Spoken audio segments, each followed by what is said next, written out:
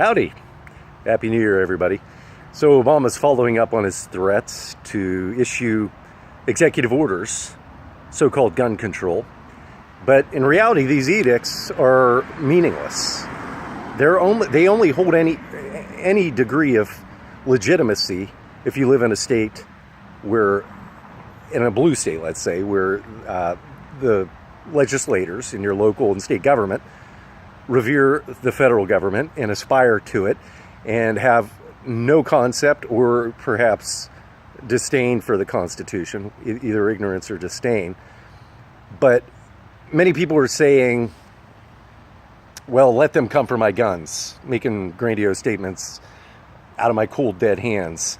But bottom line is 95% of these people, and I don't want to offend anybody, but it's easy to say that when you're in a group of people or if you're on social media saying that, because you kind of have the backing, people standing behind you of like mind, your friends and family. But if the federal usurpers come knocking at your door, whether it's the ATF or local government being co-opted by the federal government because you live in a blue state, when they come demanding you relinquish your guns, put yourself in that reality.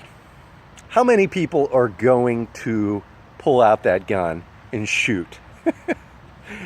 Not too many. It's easy to say that now, but the bottom line is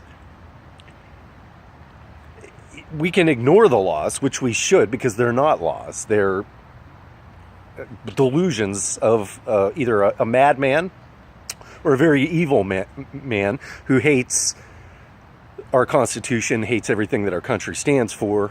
I think both. I say A and B. But nevertheless,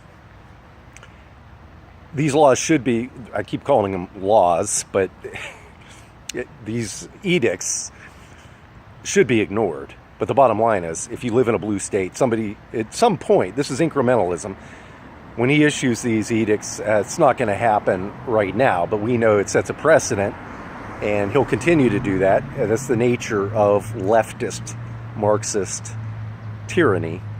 It's to incrementally get people to accept it, and it's a very slippery slope. And at some point when they come knocking at your door, you do need to ignore them, but you also need to have your sheriff and your state police at your side, your state legislature and your governor behind you.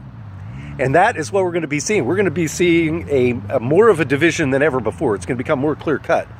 I mean, states are already suing Obama over Obamacare and other matters, like his immoral pushes for homosexual marriage and basically forcing people to participate in homosexual ceremonies and things like that. This degenerate is attacking us on every angle. But this one's a big one because this is a real standoff. I mean, we've got tens of millions of people. He wants to see, with the approbation of his party, want to see at some point these guns confiscated because they're tyrants. And every tyrannical subjugation that's ever occurred in history requires the confiscation of guns. It's always preceded by that. So the bottom line, the state in which you live is of paramount importance, because if you live in a blue state, your government is not going to be behind you. In fact, they're coming for it. They are willing accomplices. These people don't care about the state rights. They don't care about the Constitution. They don't care about you.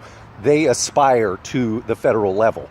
State and local government, although our founders intended that to be the most powerful, and it was for the first 150 years of this country, these times it's completely inverted, and these people will trash their states and bow to Obama and help him to take your guns.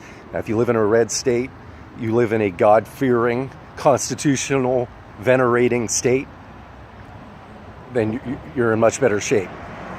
And those who are living in blue states, if you have anyone living in a blue state who doesn't see this coming, you're going to lose it. You're going to lose your assets. You're going to be the first to be plundered. And I highly recommend, as I have been for the last several years, that you seriously consider fleeing while you still can getting your assets out of Dodge. Thanks for joining me.